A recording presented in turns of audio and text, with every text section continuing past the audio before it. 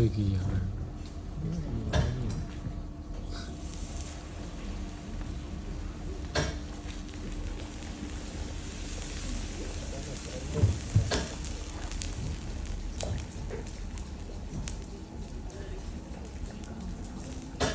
There we have all of these explosions I told you about. The steam, basically from the ice, trying to escape through our lava, giving us these lava bubbles or lava explosions. Now this here is what we call Palle's hairs. They form in nature when lava falls off an edge and is picked up by the wind and pulled into these thin strands of lava. Now they're called Palle's hairs because of the Hawaiian goddess of volcanoes. Here in Iceland, we don't have a Hawaiian goddess. We have witches. Yeah, so we tend to call these witches' hairs, or in Icelandic, nornahár. Just notice how rapidly they cool down into these thin kind of black hair strands. Now, we definitely all noticed what happened when the lava went over the ice. We had a lot of nice bubbles forming there on the surface. Here I have another little chunk of ice, and I kind of want to see if something more happens if I just put this on top of our lava. So yes, the ice starts melting and turning into steam, but the steam is also being forced into our lava, trying to escape, giving us more of these lava bubbles all over. Very nice. Notice as well where I put the ice on top, how the lava immediately turns black and fully solidifies. But since it is able to stretch so nicely, it must mean the lava has also solidified on the surface. Here where the ice didn't even touch the lava is also solid. Because lava is a great insulator, that means that when this lava entered the room, the surface solidified very quickly, creating this crust above the molten lava, keeping the lava underneath hotter for a longer time. So I can still press on top of the channel here, and everything is very squishy. It is still molten underneath, and there is still flowing lava towards the pool now, despite the crust having formed. Still very squishy here. Now I should actually be able to get this stick underneath our channel, and I could just carefully lift this whole thing up. There you go. Now sometimes when we do this, we can get what we call a lava tunnel. You might have been into one already. We have one here in the south coast, or south. Lava tunnels, they form in nature when we have a big field of lava and the lava drains out of the field, leaving behind a tunnel or a tube. That is exactly what can happen right here. We're lifting up this channel filled with molten lava, and the lava on the inside has a chance to flow down either way and leave behind like a teeny tiny lava tunnel. Now that I've held this up for a little bit, I can get the stick back up, and this slowly droops back down.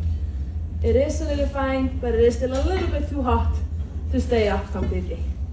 Now for the bubbles.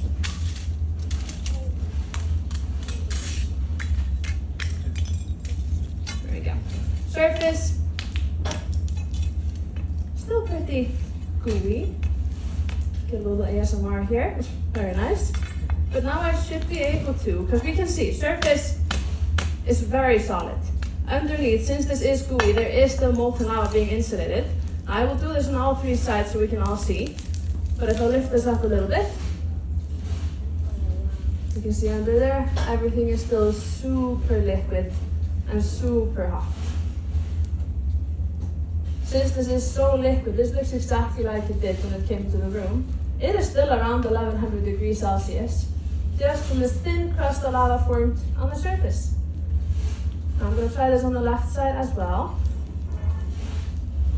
Kind of like a little drop spewing out here in the front. Super liquid here. Now for the left side.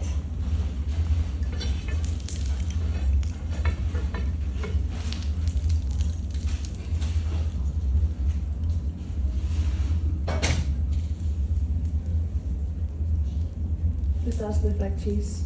Yes, I agree. It's like cheese and Oreo crumbs. It's a weird combo. Yeah. Now the more I lift this up, of course, the more I am breaking the insulation, so this all starts cooling down a lot quicker. So I have one more chance to lift this up and have one proper look at what's going on.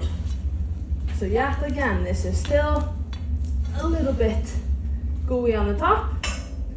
I'm gonna try to get the stick underneath the middle of our pool here, all the way in here, and see what happens if I just lift this whole thing up. There we go.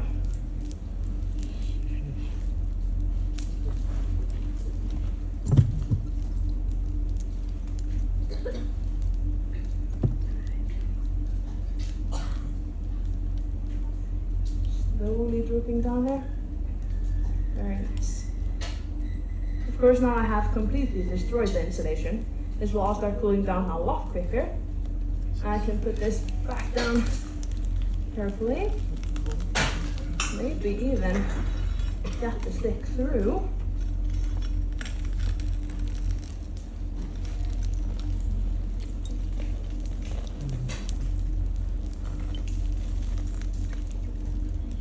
And just fold this around.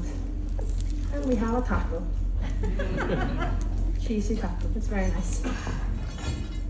And we can have a bit of a better look at what's going on here. So this is still liquid, but the texture has changed a lot. This is not as honey-like as the lava was a few minutes ago. When this lava first entered, it was so honey-like, so liquid, easy to lift. Now we are getting what we call the taffy phase of lava. Yes, again, food comparison. But the taffy phase is the absolute last phase our lava goes through before fully solidifying. You can see I am able to lift it up, but very quickly this all just breaks and solidifies. So now there's not much I can do with the molten lava anymore, and we are going to start hearing some nice little dramatic popping sounds coming from the side soon. So I'm just going to see if I can do this one more time, and then I will pop some. There we go. There we have the drama. A little bit more like that. Hold it up a bit. These popping sounds that are starting in the slide are not dangerous. They are just the lava cooling down, because in the furnace in the back the lava is very hot and it's very big and expanded. Now that it's losing this energy and cooling back down, it's contracting, it's shrinking again and becoming smaller. And with the lava becoming smaller, it can break and become very dramatic, shush shush, and pop a little bit. There we go. So I have a few safety grates I'm just going to pop on top there. You can see the stick is glowing a little bit as well. Can you see that? Yeah. Now, that tends to be a big question as well. Why is the stick not melting? I just put like a steel stick into molten lava. How is it not melted? Well, the reason the stick hasn't melted is because the stick